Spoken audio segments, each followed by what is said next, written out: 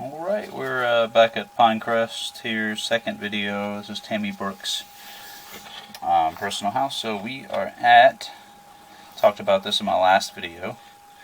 What you're looking at is a backwater valve, black flat. These are designed to be installed in the event that the upstream manhole, so where your sewer, your lateral that leaves this home and ties into the city tap, the upstream manhole from that, if it is higher than the basement level of your home, since your basement does have plumbing fixtures in it, then you're required to have a backwater valve. I'm going to go check on the manhole placement to see if you qualify for needing one, but you do have a backwater valve. The sad part is it's only on the fixtures that don't really need it. It's on the upstairs fixtures, the laundry tub in the basement and the kitchen sink in the basement. What needs it the most are the toilets and the sink and the tub in the basement bathroom, and it circumvents this. So if we were to flush in the basement bathroom, we would see water on the other side through that little crack right there we're seeing. We would see water come in on the other side of this flat. We're on the incoming side of this flat. So we're just going to pull back, and also there's, you see at the top right there, really gnarly break on the cast iron. You can see the PVC to transition. So we're not looking right at 12 o'clock, but 11:30.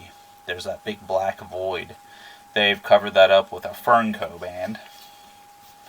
So at least they put something on it, but there's a gnarly break in the pipe, a very uneven cut, and they just covered it up with a band. So it's probably barely connected right there at the top.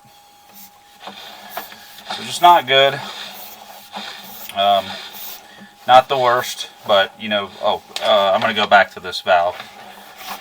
So this flap right here is supposed to be accessible and serviceable, because they do go bad. And you can see right now that there's something kind of caught in it. And that's what happens, is this thing gets rigid.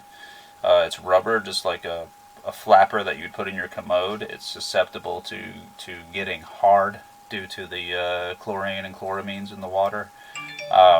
Once it gets rigid enough, it will kind of not let solids through very well.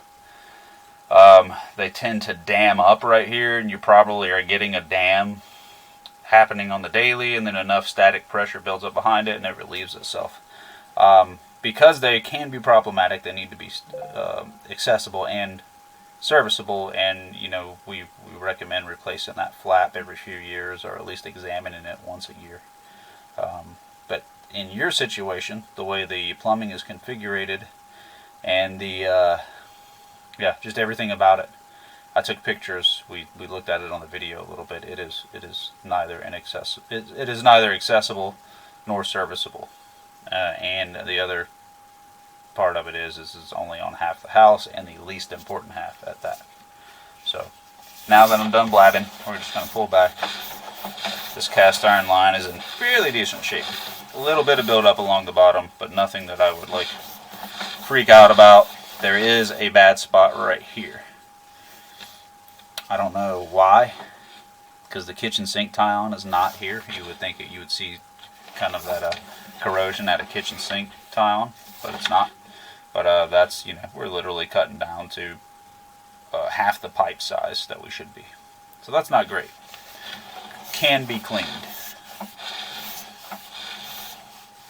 This right here, right above us, where you see that kind of stringy thing hanging from, I don't know what that is because I can't get a visual on it, is the kitchen sink tie-ins right here. So when we run water in the kitchen sink, it dumps out right here. Now we're going to turn up on a 45 and then level back out on a 45. And just keep coming. Again, looking pretty good. Definitely see these bumps and little glaciers at the bottom. That is just grease coagulation. It can be cleaned off.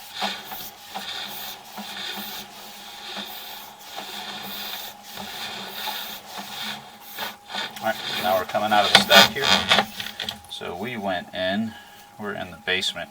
The laundry sink's kind of to my back. We went in this clean out right here, this Y, and this is the laundry sink line. So it goes kind of behind me. This is the main stack for, I believe, all the upstairs fixtures.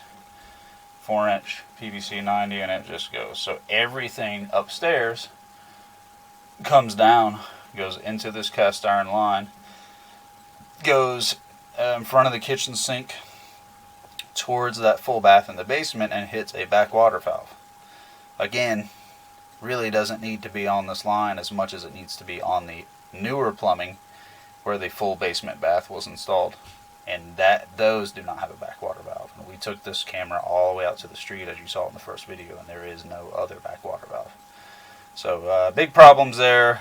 The line outside looks horrible. Now I have to think about how we're going to approach this and fix it. So there we go. That's the end of the video.